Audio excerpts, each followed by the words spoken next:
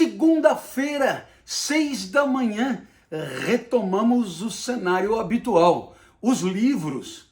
Ora, a sexta badalada anuncia hora de começar o despertar inspirado. Hoje falo de Leucipo. Leucipo é atomista, já sabemos. Para esses, a matéria é tudo e só há átomos e vazio.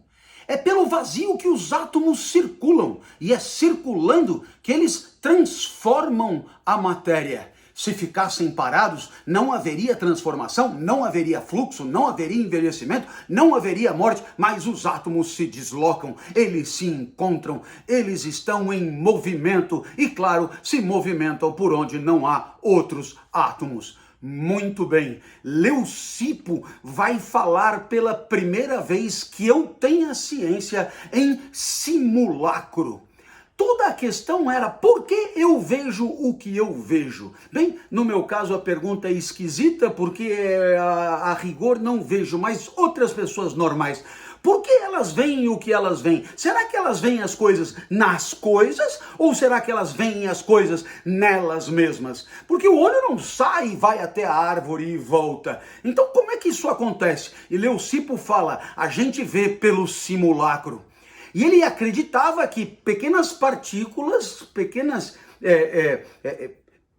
ínfimas coisinhas daquilo que a gente vê, despregam daquela coisa, vinham flutuando pelo ar até os olhos, quando é cheiro entram pelo nariz, quando é imagem entram pelos olhos, quando é ruído entram pelas orelhas, quando é gosto pela boca, e assim essas partículas elas dão conta para nós do que é o mundo. E aí o mundo será o quê? Um fenômeno, uma particular apreciação da realidade. Para o mesmo real, infinitos fenômenos. Sabe por quê? Porque o real, ele mesmo e nele mesmo é inacessível para nós. O real se apresenta a nós por intermédio de fenômenos, e aí haverá múltiplos, dependendo da perspectiva, dependendo da distância, dependendo da luminosidade, dependendo da situação, dependendo do corpo que observa, razão pela qual, na sequência de Leucipo,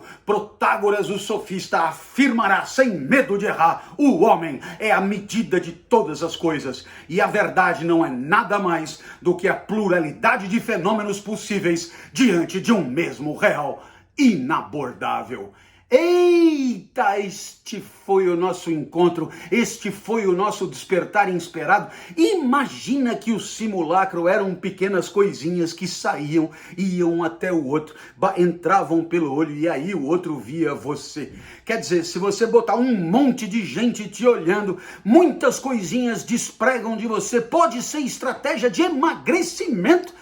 Emagreça pondo 1000 pessoas olhando para você, sobrará muito pouco de tantas coisinhas que despregam. Só muito, mas muito tempo depois, o homem entendeu que era a luz que batia no mundo e refletia nos olhos, mas isso é muito tempo depois. Valeu, foi legal, a gente se vê amanhã. Esta é a última semana da quarentena. Na sexta-feira celebraremos 40º despertar inspirado. Fica bem, até amanhã.